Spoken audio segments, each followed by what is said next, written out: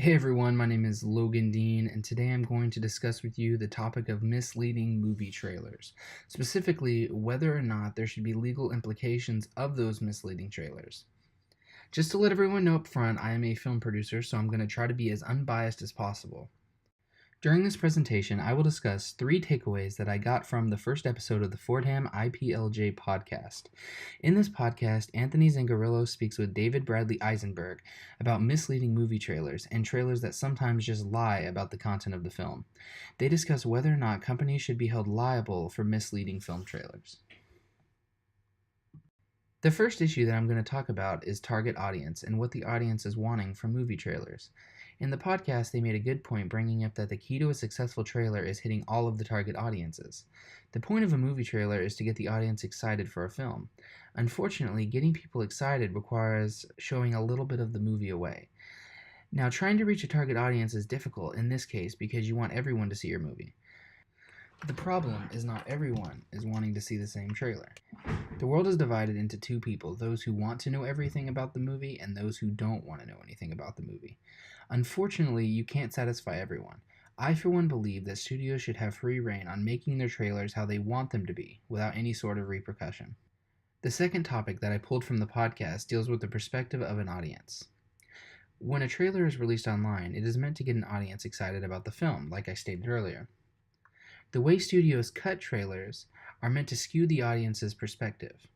I have had multiple discussions with people talking about film trailers and how we view them. I have come to realize that everyone's perspective is way different. I could view a trailer as misleading and not really telling me anything about the film. One of my other friends understands exactly how they think the film is going to go. In reality, it would be very hard to prosecute a production company based off a misleading trailer, primarily due to the different audience's perspective. One audience could see something while the other one doesn't.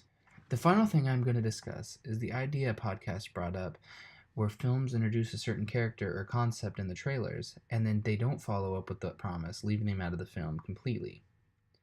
However, I don't think that people should be able to sue over that, but I do think it's worth looking into and the possibility of legal repercussions. For instance, when the most recent Godzilla movie came out in 2014, the trailer showed lots of amazing action shots starring Godzilla, but when the film actually dropped, there were only about 2 or 3 scenes that showed Godzilla fighting at all, and some of them were over television screens.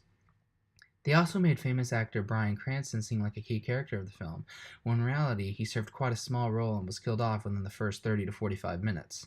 When the movie came out, audiences all over the world were angry about this development. According to Real Entropy, Bryan Cranston and Godzilla are what people want to see, and they didn't make a movie about it. That's not very cool. As I said before, I'm not sure if people should be able to sue over this whole situation, but I do think that there is something going on here and that it is really misleading when you make it seem like a character like Bryan Cranston is going to be a main character, but he ends up not being. So just like the podcast said, it's a little fishy, but I'm not exactly at liberty to say whether I think it deserves legal repercussions or not. After gaining a new perspective on how everyday audiences view trailers, I will ensure that when my production company releases a trailer, unless it is absolutely necessary not to show a certain scene or skew an audience perspective, we will try to stay away from it.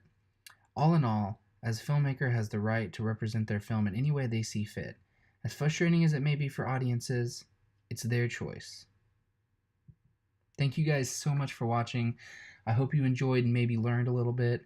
See you next time.